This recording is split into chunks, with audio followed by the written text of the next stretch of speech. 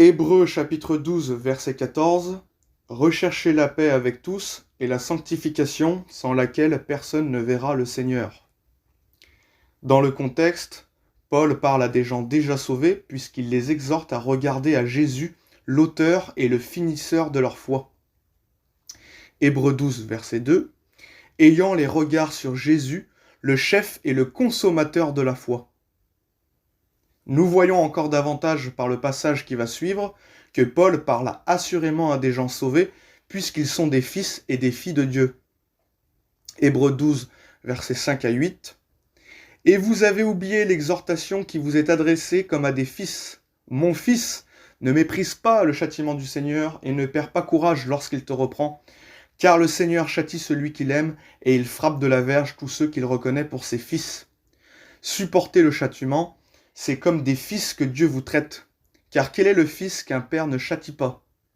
Mais si vous êtes exempts du châtiment, auquel tous ont part, vous êtes donc des enfants illégitimes et non des fils. Dieu veut que ses fils participent à sa sainteté, et donc s'ils sont ses fils, c'est qu'ils sont déjà sauvés et qu'ils le resteront toujours. Hébreux 12, verset 10. Mais Dieu nous châtie pour notre bien, afin que nous participions à sa sainteté. Les deux versets suivants nous expliquent que des justes, c'est-à-dire des gens sauvés, justifiés, sont parvenus à la perfection. Car dès le moment où nous avons cru, notre esprit est rendu parfait pour toujours. Hébreux 12, verset 23. De l'assemblée des premiers-nés inscrits dans les cieux, du juge qui est le Dieu de tous, des esprits des justes parvenus à la perfection. Hébreux 10, verset 14. Par une seule offrande, il a amené à la perfection pour toujours ceux qui sont sanctifiés. Il y a donc deux sanctifications. Premièrement, celle qui sauve, la sanctification de l'esprit, celle que l'on reçoit au moment de notre salut, dès lors où nous avons cru. Hébreux 10, verset 10, c'est en vertu de cette volonté que nous sommes sanctifiés par l'offrande du corps de Jésus-Christ une fois pour toutes. Acte 26, verset 18, ils reçoivent par la foi en moi le pardon des péchés et l'héritage avec les sanctifiés. Et deuxièmement, il y a la sanctification de la vie chrétienne, qui n'est pas une condition requise pour le salut de l'âme. La sanctification quotidienne, c'est la vie en Christ, c'est-à-dire de marcher le plus possible selon l'Esprit. Galates 5, versets 16 et 17. Je dis donc, marchez selon l'Esprit, et vous n'accomplirez pas les désirs de la chair. Car la chair a des désirs contraires à ceux de l'Esprit, et l'Esprit en a de contraires à ceux de la chair. Ils sont opposés entre eux, afin que vous ne fassiez point ce que vous voudriez.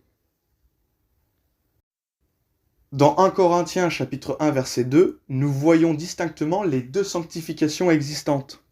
La sanctification de l'âme, de l'esprit lorsque nous avons cru, le sang du Seigneur qui nous purifie de tout péché, d'où les sanctifiés.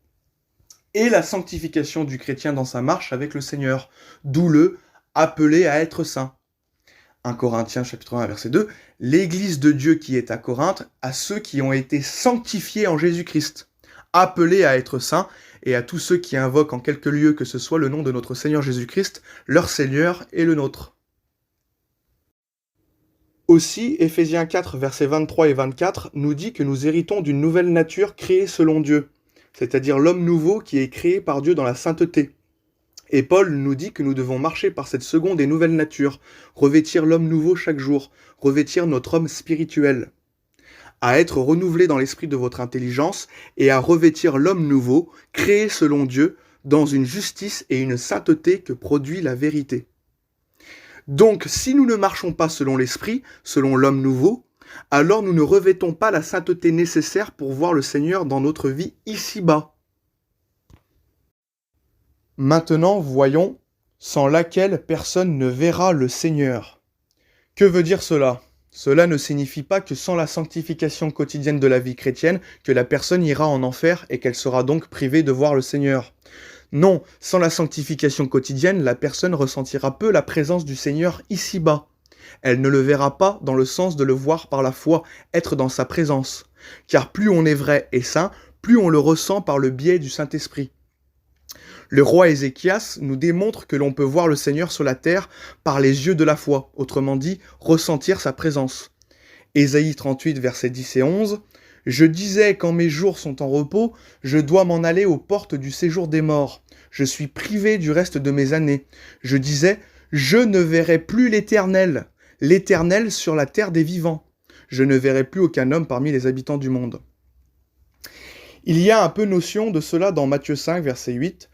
Heureux ceux qui ont le cœur pur, car ils verront Dieu. Donc, de toute manière, nous verrons Christ au paradis, mais sur la terre, si nous péchons trop, nous le verrons peu agir dans notre vie. On voit Dieu sur la terre des vivants en vivant dans la sainteté. Pour conclure, sans la sainteté salvatrice, celle qui nous est donnée dès lors où nous avons cru, nul ne verra le Seigneur dans l'au-delà. Les incrédules ne verront pas Dieu, ils iront en enfer et seront donc séparés de lui pour l'éternité. D'autre part, sans la sainteté pratique de la vie chrétienne, le croyant ne verra le Seigneur ici-bas. Il ne pourra pas jouir de lui maintenant en le contemplant par la foi. 2 Corinthiens chapitre 3 verset 18. Nous tous qui, le visage découvert, contemplons comme dans un miroir la gloire du Seigneur. Nous sommes transformés en la même image, de gloire en gloire, comme par le Seigneur l'Esprit. Voilà, Paul fait donc mention dans Hébreux 12, verset 14, de la sanctification pratique et nullement de la sanctification salvatrice de l'âme. Aussi est-il important de rappeler la signification du terme saint. La traduction littérale est séparée, mise à part pour Dieu. Donc Dieu attend que ceux qui ont été sanctifiés par la sanctification salvatrice de l'âme qui nous est donnée pour toujours au moment où nous avons cru au Seigneur Jésus, que nous menions désormais une vie de sainteté pratique dans la séparation du mal.